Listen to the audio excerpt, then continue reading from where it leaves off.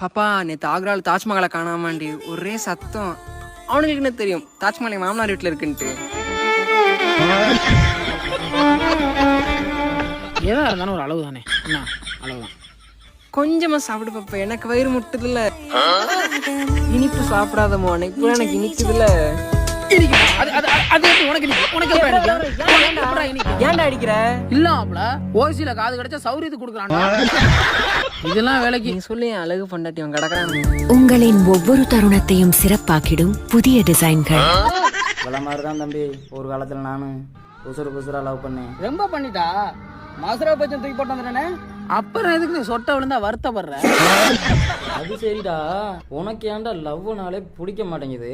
பிடிக்காமலாம் இல்ல, எவளும் கிடைக்காம.